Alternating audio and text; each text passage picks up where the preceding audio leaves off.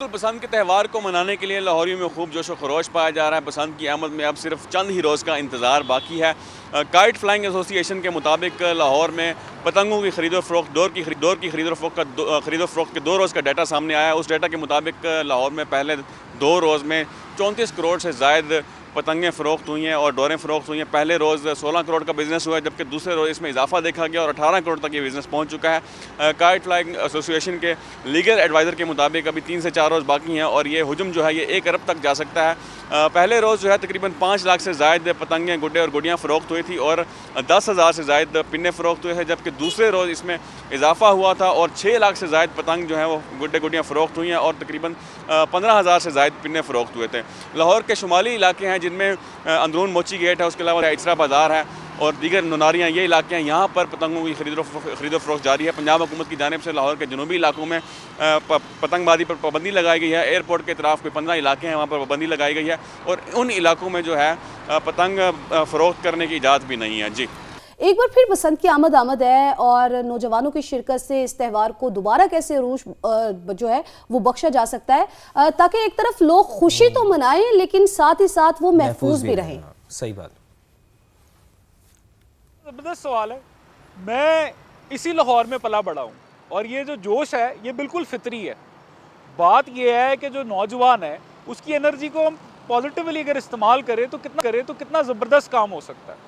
मेरे जैसे तमाम लोग और तमाम नौजवान जो इस साल बसंत मनाना चाहते हैं, अगर हम बसंत से पहले अगर हम वो तमाम पुलिस वाले जो सड़कों पे खड़े होकर इस टाइम तारे लगा रहे हैं, डोरियां लगा रहे हैं मोटरसाइकिल को सेफ बनाने के लिए, उनके साथ खड़े होकर वॉलंटियर करें ताकि बसंत को सेफ बनाया जा सके। जो यूथ की जो पावर है उसको प्रोडक्टिव इस्तेमाल की वजह से इस त्यौहार को दोबारा से रिवाइव किया जा सकता है। अच्छा काशिफ, मेरे जहन में एक बड़ा थोड़ा सा मुख्तलिफ सवाल है आपसे पूछने के लिए। मैं ये देखता हूँ कि पतंगे दुनिया भर में उड़ाई जाती हैं। हम ये देखते हैं कि हर जगह ही हमने ये विटनेस करते हैं कि आसमान पर पतंगे उड़ रही होती हैं, लेकिन लाहौर और दीगर शहरों की बसंत में क्या फ़र्क आपको दिखाई देता है? फ़र्क जो है वो अंदाज में नहीं बल्कि जज्बे में है।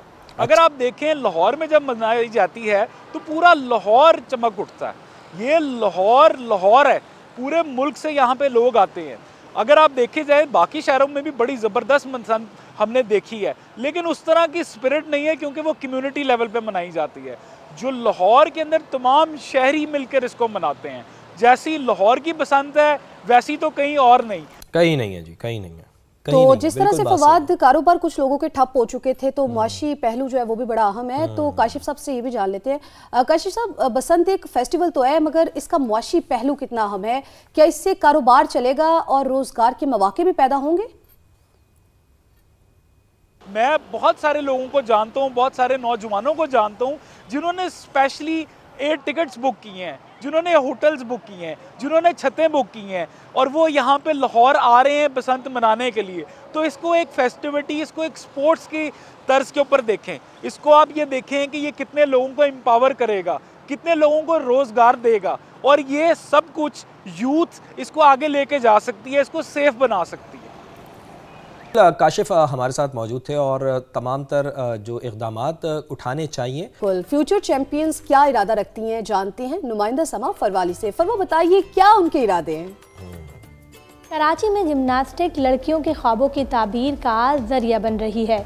ये बाहिम्मत लड़कियां ना सिर्फ अपने बल्कि आने वाली नस्लों के लिए भी एक मिसाल कायम कर रही हैं। आइए आपको मुस्तकबिल की चैंपियंस से मिलवाते हैं।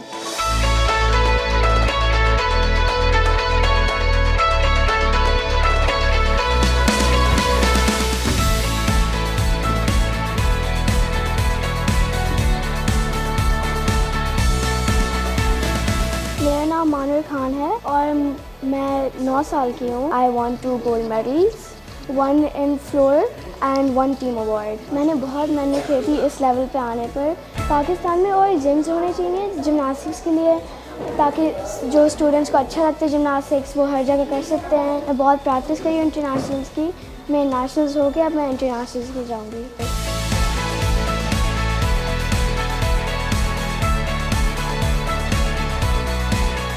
मैं देखती थी दूसरों को, वो लोग जिम्नास्टिक्स करते थे, वो लोग मतलब स्किल्स करते थे बहुत सारी, तो फिर मुझे थोड़ी मोटिवेशन आई कि मैं भी करूं। मैं चाहती हूं कि गवर्नमेंट बहुत सारे ऐसे प्लेटफॉर्म बनाए और ताकि बच्चे जिम्नास्टिक सीखें और अपनी कंट्री को आगे लेके जाएं।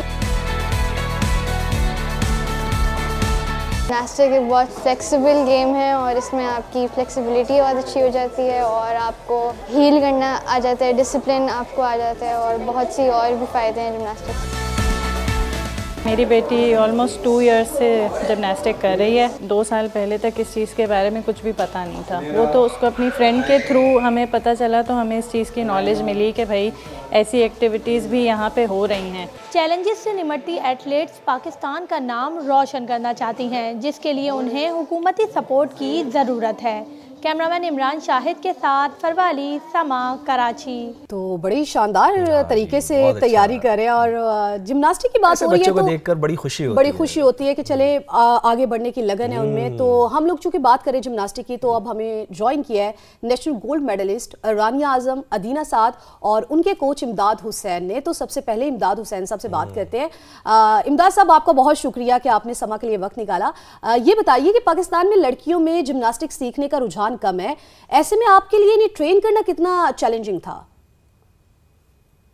मैंने जब स्टार्ट किया था खुद बॉयज़ थे, कोई फीमेल थे नहीं हमारे जो हम लोग खेलते थे जब प्लेयर होते थे उस वक़्त। फिर अब मैं अच्छा प्लेयर बनाऊँ, बेस्ट जिम्नास्ट भी बनाऊँ, हमारी फ्लोर पे वर्ल्ड पे मैं पाकिस्तान चैम्पियन भी रह चुका था।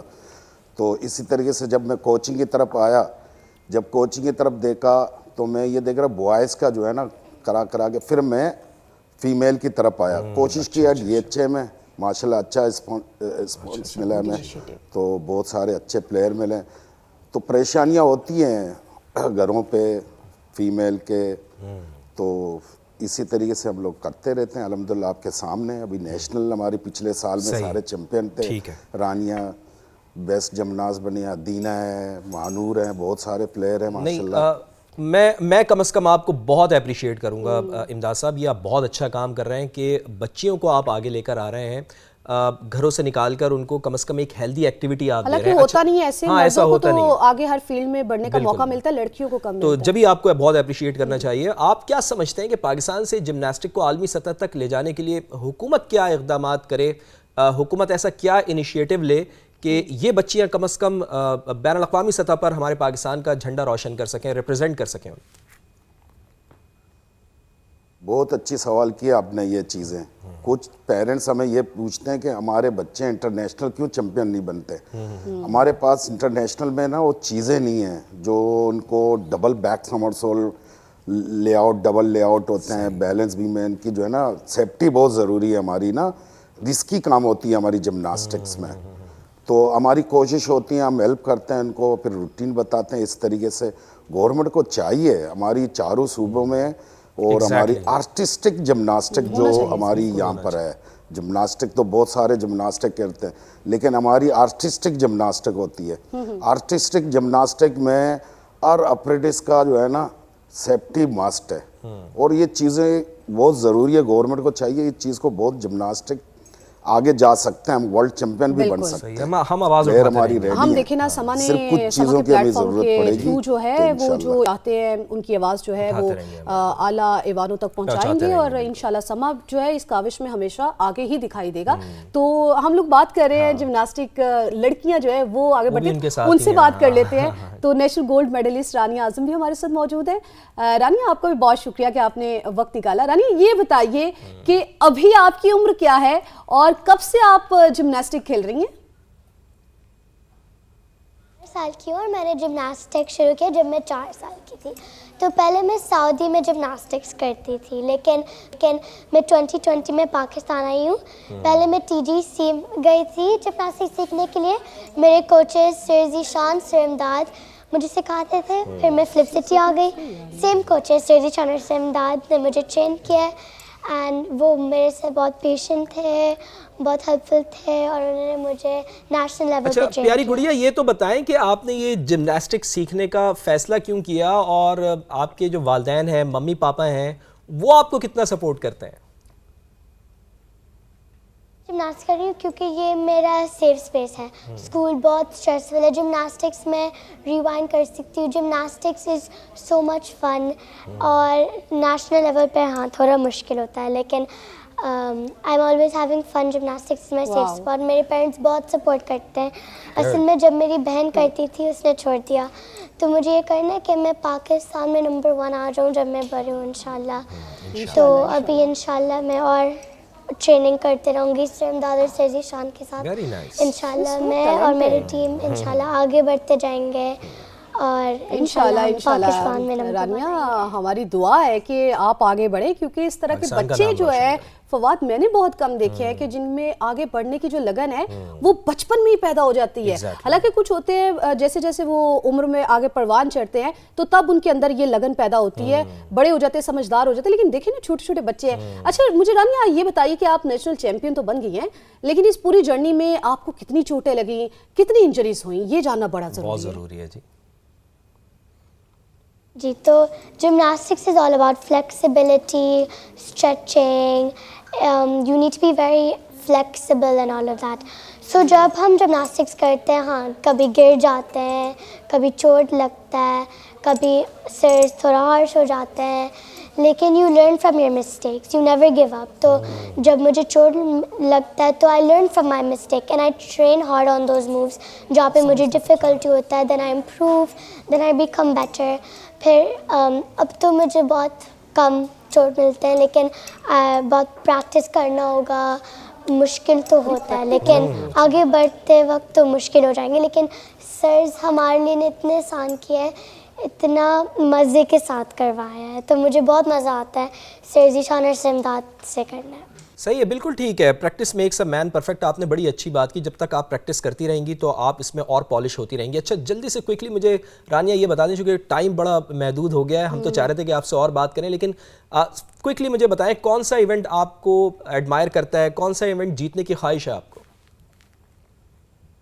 तो मेरा फेवरेट इवेंट फ्लोर है।